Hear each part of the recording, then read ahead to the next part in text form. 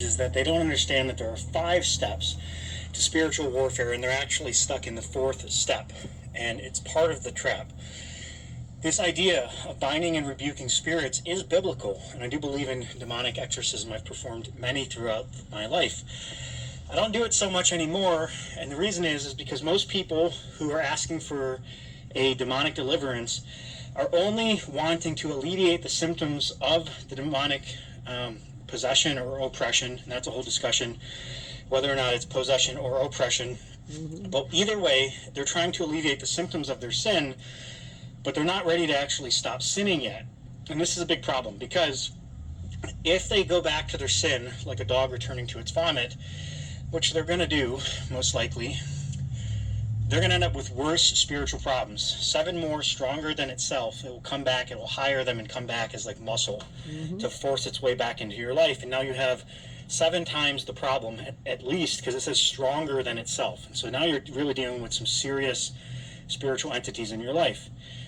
And so a demonic exorcism should start with an interview, like a very serious, like doctorate level, like consultation of sorts. Like when we go to when we would go to do a surgery as a doctor, we would start with a consultation. We take x-rays, we would take tests and see if they're even eligible for surgery and if they even need it, and if there's any other lifestyle changes they can make before doing the surgery, and we weigh it out, and then we just make a decision. And the decision with like bariatric surgery, for instance, weight loss surgery, we would always say, well, are you actually ready to live on a 1,500 calorie a day diet for the rest of your life? Because we can change the leptin and ghrelin release, the hormonal release of the hunger hormones in your body with this surgery, with a gastric sleeve or a gastric balloon, or, you know, like cutting and stapling the intestines. But there are still other influences that cause you to overeat. For instance, social pressure, right? Well, my family always just eats at this time, and so, you know, I'm going to get the surgery, but then Thanksgiving is a week after the surgery, and I'm going to really want to eat because we always do that.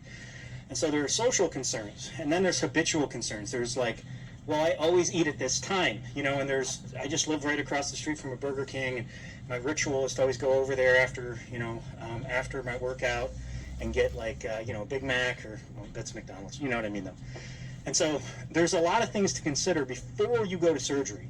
And when you go to these deliverance things where they're doing mass deliverances and just casting demons out, it would be like going to a giant spiritual operating theater where there's no consultation to get into the surgery of whether or not you even need it, or whether or not you're like a responsible and mature enough person to get one, to do what you need to do after for the recovery and for the life changes afterwards. It's just free surgeries for everyone, like no matter what. Just come on up and we'll start cutting you open. It's the spiritual equivalent of a giant operating theater with a bunch of tables, and there's no consultation. The doctors are just laying people down on the table with no anesthesia, no consultation. They're just ripping them open and doing a surgery that might not even need to be done. It's crazy. And here's the problem with that. There's a difference between like pneumonia and hospital-acquired pneumonia, which is much stronger. You guys have heard of MRSA, right? MRSA is methicillin-resistant Staphylococcus aureus. Staphylococcus is the invading mechanism. Aureus means mouth. And does aureus mean mouth or skin? I forget. Aureus means mouth. Because strep, I think, is skin. It's been a long time since medicine. Like, cut me some slack if I got those backwards. Methicillin is the drug of choice, the antibiotic for that. But a lot of these diseases are like so resistant to antibiotics that you need to go to the 2nd-gen antibiotics or the 3rd-gen antibiotics, which are really strong. They wipe out your normal flora, and there's like a serious problem. You can have like digestive issues for up to a year after, which is why we tell you guys to take normal flora, good bacteria, right? Because the antibiotic will kill the bad and the good. It like nukes the whole battlefield. You've got to consider these things when you're doing spiritual warfare. You've got to consider that you can be doing more harm than good. First, do no harm, right, is the doctor's creed. And so, what happens if you get hospital-acquired pneumonia? What happens if you get MRSA, something that's very resistant, meaning a very strong demon? when you're going to the hospital to get cured for something, you can actually acquire something else. And the same is true at a deliverance service. If you go to a deliverance service and they're haphazardly just, come out in Jesus' name, and they got the church branded puke buckets, and they got a DSLR camera right in your face to make sure they get the reaction for their little video.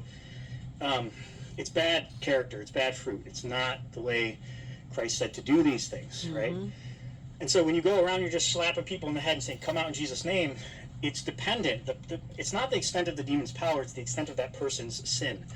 How much permission they've given, how much ground they've given for that spirit to stay. And the problem with it is this. If you are in a room with other demons that are being cast out, and the person is actually repentant enough in that moment for that demon to have to leave, to not have enough hooks to stay, and it gets sucked out, what do you think it's going to do? It's going to jump into someone else in the same room. It's going to come out and be like, oh, wow, this is like a buffet. And it's going to look around and be like, how about you? You're struggling with depression. Let me, and it'll stick onto you. I had one jump onto me at a funeral, and it drove me to, like, I can't say the word, like, depression, like wanting to unalive myself for 2 years. And I just got delivered from that about 3.5, 4 years ago. And that jumped on me. There was a demon that caused that guy to kill himself, and at the funeral he jumped to me. And I felt it. It was like a weird presence. I started having weird visions and dreams, and there's all sorts of crazy stuff going on. And it was very bad for like 2.5 years before God delivered me from it. And I would get frustrated with God, like, why aren't you delivering me from this? And basically it was mercy, because I wasn't ready to stop sinning. And so God's like, well, if I deliver you from this now, and you like force a deliverance, you just will not stop until you get delivered, but you're not actually mature enough to want to stop sinning yet. It's going to be worse for you, and I don't want that. And so he denied me deliverance out of mercy. And so there are 5 stages of spiritual warfare that I've been through. There are probably more. I'm probably still stuck in one of the traps, but it's a pretty high-level trap, I think. And so once I get past there, I might add a 6th or 7th step. I don't know, but this is from the book. There are 5 steps to spiritual warfare. First is denial. Demons aren't real, and I don't have to be afraid of something I don't believe in. That's like the atheists, right? Okay. Then there's fear. Oh man, demons are real, and I'm terrified of them, right? And that's the sin cycle of them. Anything you fear, you elevate to the level of God. And so when you fear a demon, you're worshiping it. That's like Monsters, Inc., right? When they go in the room through the door, and they scare the crap out of the kid, and the kid freaks out, and it like fills up their gauge because they like live on fear. It's their power. That's the same thing. It's like worshiping demons to be afraid of them. Demon means lesser spirit. It was coined by Moses. It means like it's like calling them a little punk, like they have no power. It's calling them a chump. Sorry, I keep looking at my battery because it only has 1%. And I don't want this video to get interfered with. That's typically what happens when you're talking about spiritual warfare and demons. Things start to go wrong. Signals cut out. Seen it probably 100% of the time. I talk about demons. Something's going on with the technology trying to inhibit the message from getting out. All right, I got my phone on a charger now, so let's continue. The way you get out of stage 2, like demonic oppression or whatever you want to call it, is that you don't pray for less fear. That's a double negative. You pray for increased love that casts out all fear, and it breaks the sin cycle is what I call it. So you have being afraid of demons, which is worshiping them, which is a sin, which causes them to be able to put hooks in you, and then from that like forward operating camp, that forward operating base, a talk or a fob, you end up like they launch mortars on your life from there, causing more fear, causing more worship, causing more sin, and then it creates this washing machine cycle. And the way you get out of that is pray for increased love that casts out all fear. And so you end up unafraid of demons, which is good because you shouldn't fear them, because the extent of their power is based on the amount of fear that you give them, the amount of worship you give them.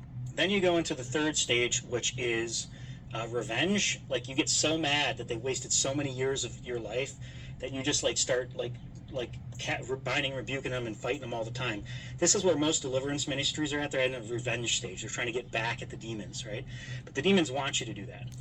I wait for God. Because it enters the 4th stage, which is the false warrior, where you think you have some authority in there, and they puff you up in thinking that you're somebody in the spiritual world, and you waste all your time binding and rebuking them. You become like obsessed with it, and you become exhausted. And this is exactly where most deliverance ministries are stuck. And the 5th and final stage is to stop fighting a defeated enemy in the dark and simply walk into the light. That is the next stage. You should come to a place of peace, not binding and rebuking all the time. And they're like, well, every service there's demons. It's like, yeah, because they're flooding your ministry to waste your time so you don't preach the gospel. The problem with deliverance ministry